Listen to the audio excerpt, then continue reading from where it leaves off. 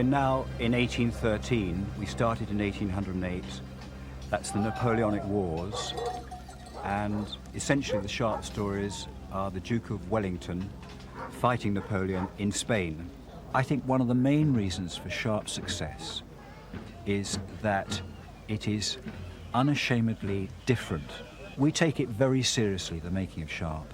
We don't take a cynical view that this is what the audience wants and we'll give it to them. People tell me how refreshing it is to have something different. Choosing the writer to adapt a series of books is a very, very tricky decision. And Owen Harris was chosen because he has a feeling for what I call the big screen. He has a feeling for the size and the scale of a big production. He has interpreted the Bernard Cornwell novels as if really they are John Ford books or John Ford films. And that's part of what we wanted. We shoot these films on Super 16. We shoot them in a widescreen format. We think of them as movies. And Owen is the man to write with a great sense of flair, a great sense of style, and also with a sense of humour. At stake in Sharpe is, in fact, a struggle with the greatest dictator of his time in Europe. I mean, Napoleon is the Stalin of his time, the Hitler of his time. So great matters are at issue. I mean, that may not seem to matter, but that actually matters tremendously because it's very like the Bond films, except it's more real, in that the structure of a Sharpe film is like M, as in Bond, in the shape of Wellington, calls in his head of intelligence and gives him a mission. They then instruct or brief Sharpe, who's a bit of a sucker at this stage, is not fully in the picture, and he's sent off, and he's likely to get killed all the time. Now, the viewer likes the predictability of that.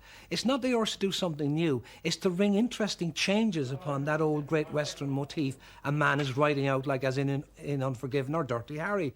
There's everything in it, really. There's adventure, there's romance, there's battles, you know what I mean? And it, you know, we're not making something, we're not expecting people to see. We're not making the most profound thing that's ever been done. They're good stories. They're pretty simple stories, but they're good stories. And I think that's what, you know, people like to see. And it's set in the Napoleonic Wars, and nobody tackles that sort of thing these days. I read the books, Bernard Cornwell's books, which are, you know, basically, I think, you know, they're great tales, great yarns. But what we have here, I mean, it's a war comic. I mean, it's guts and glory, and you know, to actually, you know, to put it all together, we work very, very quickly. Sharpe, at the beginning of our series, he saves the Duke of Wellington's life from 3 French dragoons, and Wellington says to him, "Sharpe, you've done me a damn good turn. Now I'm going to do you a damn bad one. I'm making you an officer." And the outcome of that is that Sharpe, who was a sergeant before this, is not liked by the officers because he's not a gentleman. And equally, the soldiers don't like him because they don't think he's a proper officer. I think the major success is the Major himself, Sean Bean. He's a remarkable, resilient performer. Again, a very generous-spirited man. Has made Sharpe very accessible to a wide range of people because of his common baseline that he's arrived to the officer class through a working class start, and that common man issue is very important, I think. Sean's perfect for that. Well, he's got a lot of qualities that I admire, and he's worked his way up from the bottom. He's come up, and he's come up the hard way, and that's something I admire myself. He's a fair man. He fights what he believes is right, you know, and he's an hard hero, you know what I mean? He's a bit of an hard bastard. Sean Bean, I think, has turned in a first-rate performance as Sharpe. And I think the audience, they get fed up after a while of watching yet another police series, yet another medical series, yet another legal series, and it's lovely to give them some colour and some adventure. I mean, he's absolutely fantastic as Sharpe. He is Sharpe, and I think if you talk to Sean, he would agree that it's one of his favourite roles. What I wanted with Sean Bean and Daragh O'Malley was having a bit of political fun as well, of course, because I'm a very political writer, and I always like rubbing it into Irish audience, particularly that the British Army in the Peninsula, as at Waterloo, would be about 50%, 60% Irish. In fact, orders were given in Gaelic at Waterloo, and Wellington was Irish himself, and his heads of intelligence were Irish. So I like reminding those of a provo persuasion in Ireland, that's how mixed we were. And the classic mix always has been, very politically incorrect to say this, but First World War bears it out. British officers, Irish troops, and nothing can stand against you. I mean, that was the Peninsula, that was Waterloo, the proof of the pudding is in the eating. And Daragh O'Malley and Sean Bean are perfectly complemented. English North of Englander, working class guy, Irish kind of small farming, sort of peasant, spalpeen stock. And they make their own commentaries about Irishmen and Englishmen and the times they're in it. And I was writing that series right through the Troubles in the North, and I was always aware of it. I mean, I was never not aware. There's references in the early Sharpes to Harper, his difficulty in taking the King's shilling while his own country's occupied by British troops. There's also black jokes about it. When a regiment is particularly bad, Harper says, "Send him to Ireland, sir." When they're really bad, he wants them to occupy Ireland. He's, an Irishman who's reluctantly working in the British Army, but he feels he can be, whatever work he does, he can, be proud of that work. I think it applies not alone in 1811, but to this day of Irish people, strangers in a strange land. And in the British Army then there were miles and miles and miles of them. It's, it was difficult then, but I don't think the Irish who came to England in the 50s was any different from the British Army in 1811. Harper has no prospect of promotion in this army because of where he's from. And I think he sees a glory in this friend, this man that he loves and cares for. And really he's a nursemaid and minds him, and a friend. And, I think Sharpe is lucky to have this man, Harper, who is totally committed to him. 5-1, lads. What do you say? It's 5-1 against us the first time they come.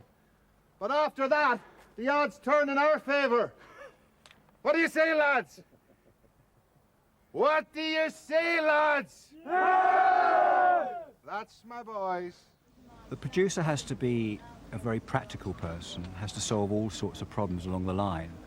But far more than that, as far as I'm concerned, the producer must be a dreamer of dreams. If you can't see it all through and visualize it, then you might have a good start to your production, but at the end, there's something will be lacking. And so I'm involved right from the very beginning. The excitement of being a producer is choosing what you want to do, choosing the story, finding the writers, working on the scripts, finding the locations, casting, choosing your director. That's the excitement. And after that come the headaches. Well, what I like about it is what any director would like about it, really. They give me all these toys to play around with. I've got soldiers, horses, guns, cannons. I've got marvellous locations. And they're good stories. They're rattling good stories, Bernard Cornwell's books. The schedules really are very, very tight because we get 30 days to do this. We have no second unit. Equally, you get 30 days if you're doing a Morse, you get 30 days if you're doing Touch of Frost, etc. But we got all the problems of costumes, of stunts, of guns which don't work, of horses which don't hit their marks, etc., etc. It's a very tight schedule, very, very tight. Tom Clegg has been a great force and has more energy than I could ever muster or ever have had, and never sits down. Is a complete dynamo and has made the films what they are, I think. He's brilliant, really. I mean, he's just like a battler. He just plods on and on and on. And he does it, he does job it. Like, they throw everything at him, throw a massive schedule at him, and he gets through it. Somehow, I don't know how he does it, but he does it, and he does it well. And I've got a lot of respect for Tom, because he never gives in. The problem when you're working on a production of this scale is the inertia problem. You've got to arrive in the morning, you've got to know what you're doing. Otherwise, you've got a vast number of people sitting around here all waiting for you to make decisions. So I try to do a lot of homework in advance, and well, then I know what I'm doing when I come out on the floor. I mean, some of the shots we set up there will probably last about 2 seconds on the screen. 2 seconds, but you need them. And that's why you need so much material. As any action shot, any action setup only runs for a very, very short time. Otherwise it becomes really boring.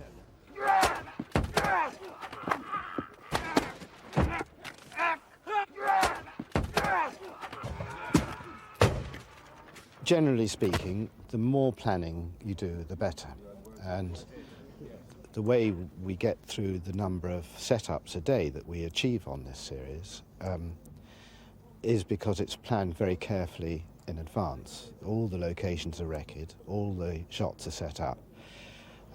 We've all done it before, so we know the technique and the way that we like the scenes to work.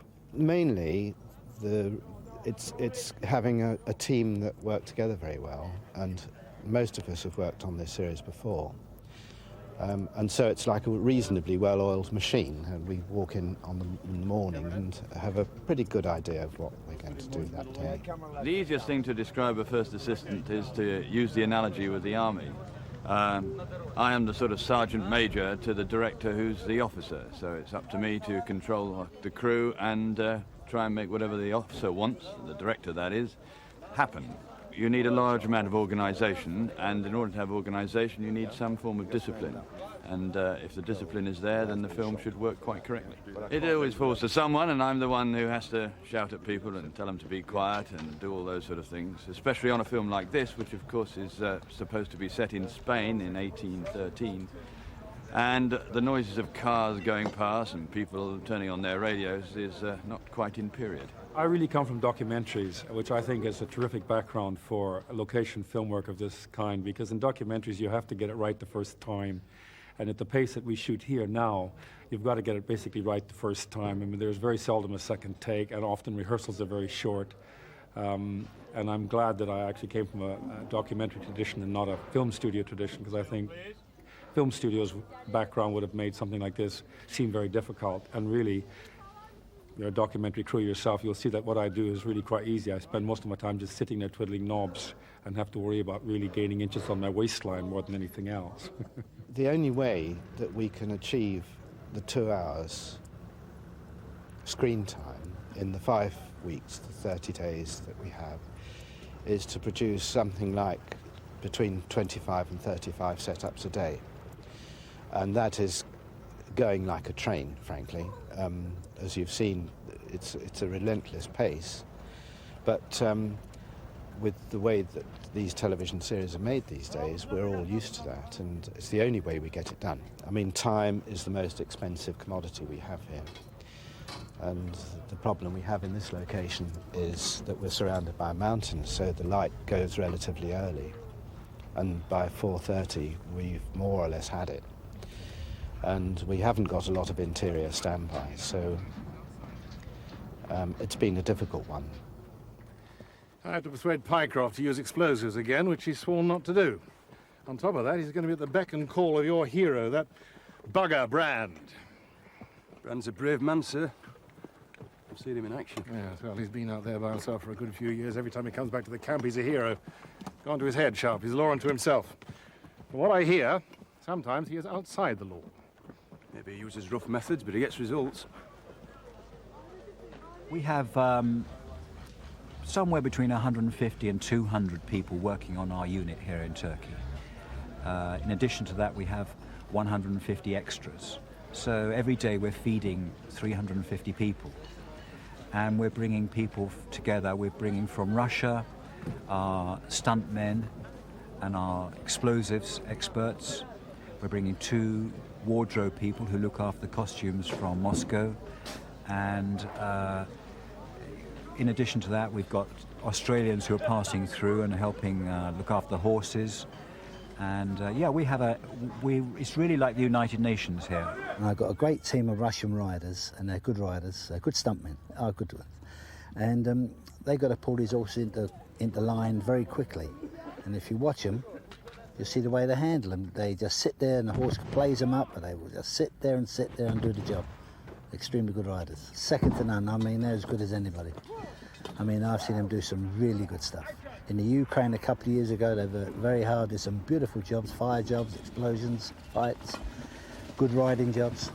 And over here, they proved themselves time after time. I can't speak too highly of them. They are They're a marvellous group of people. The speed at which they work, both the stunts and the special effects departments.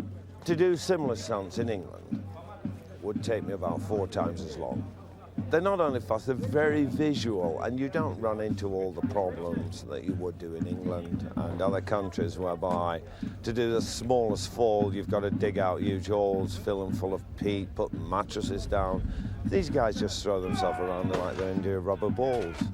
But their attitude is excellent as well, and they're very versatile. I mean, they can do everything from falling, from sword play, from horse riding. They're a very, very good group, and it's certainly paid off this year to bring them from Russia across to Turkey.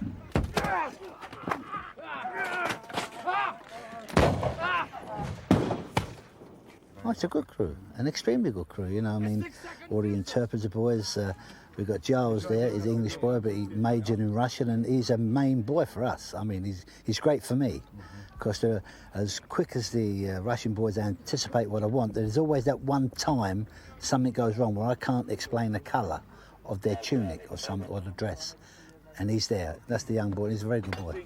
And they've got Sasha Fladotov, he's the stunt coordinator for Russians, and we get on very well. But there is always that odd occasion when it doesn't go right for me, so I need Giles.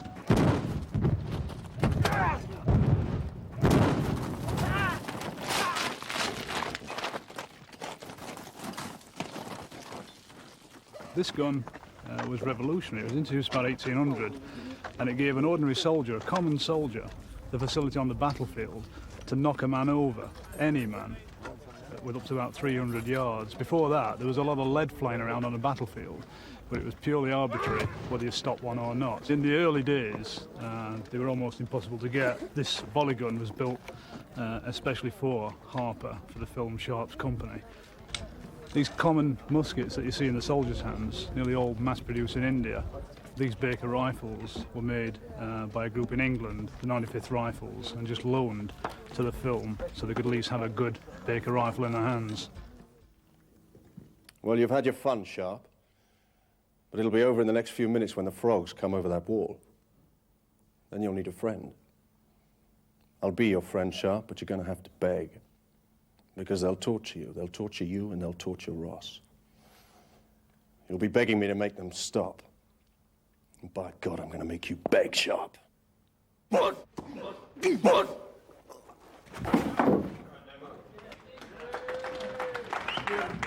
But to be honest, when I was asked to do this, although I'd done history at school, I was no expert on the Peninsular Wars. But it is a fascinating period. I mean, the first year I had no chance to read anything. It was purely arrive, do it. I had 1 week's preparation. But since then I've read a lot on history of this period. But then we're tremendously helped because we've got people like Richard Moore, our military advisor, and he can tell you what they had for breakfast, how they did their shoes up. He can tell you anything about that period. And it's tremendous value to us, tremendous. Well, for the last 20 years, I've been what's called a reenactor. These are people that are so interested in periods of history that they can try and recreate it by using a personal character. And the personal character I had was Rifleman Moore, who is just a soldier in Wellington's army in the 95th Rifles, who serves through the Peninsular War and the Waterloo campaign. During the period of the Peninsular War, out of every 20 casualties in the British Army, only one was incurred as a direct result of enemy action. All the rest died from exposure, sunstroke, heat exhaustion, typhoid, dysentery, measles, and I could go on really, but only one out of the 20 died as a direct result.